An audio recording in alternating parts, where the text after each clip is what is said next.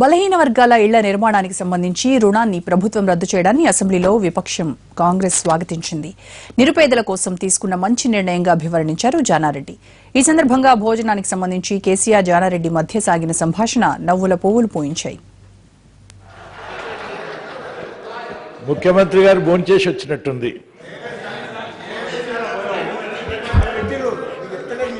నన్ను పిలవలేదు మరి.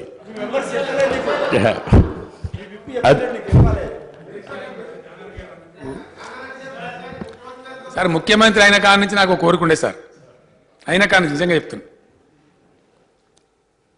ప్రతిపక్ష నాయకుల ఇంటికి ముఖ్యమంత్రులు పోయి భోంచేయటం కొంత ఒకప్పుడు మంచి సాంప్రదాయం ఉండే. అధ్యక్ష ఏం కామెంటరీ బాబు, నేను జానారెడ్డి గారింటికి నిజంగా చెప్తున్నా అధ్యక్ష, వారింటికి భోజనానికి పోదామని అనుకున్నా. అంతట్లాగే ఆయనతో ఉప ఎన్నిక వచ్చింది. ఇక మళ్ళీ ఏం బదనాం పెడతారో ఇది లేని పంచాయతీ అని చెప్పి, ఇక లేని కథ అని చెప్పి పోలేదు అధ్యక్ష. జనరల్గా ప్రతిపక్ష నాయకులు ఇళ్ళకి ముఖ్యమంత్రులు పోయేది ఒకప్పుడు ఉండేది అధ్యక్ష.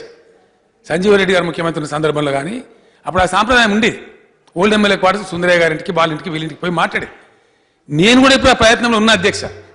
జానారెడ్డి గారింటికి నేను త్వరలోనే భోజనానికి పోతా అధ్యక్ష. వారు పప్పు పెట్టినా పులుసు పెట్టినా సంతోషంగా తినొస్తా అధ్యక్ష.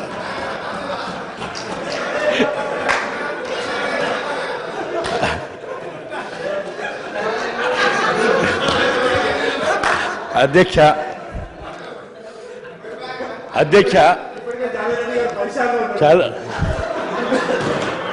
అధ్యక్ష, నేను ఈ కాగితం మీద రాసి ముఖ్యమంత్రి గారిని ఏం అడగాలనో అని చెప్పి రాసి పెట్టిన అధ్యక్ష.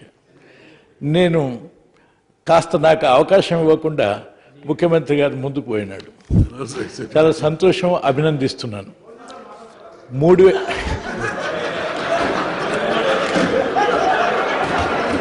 ఏదైతే గతంలో బలహీన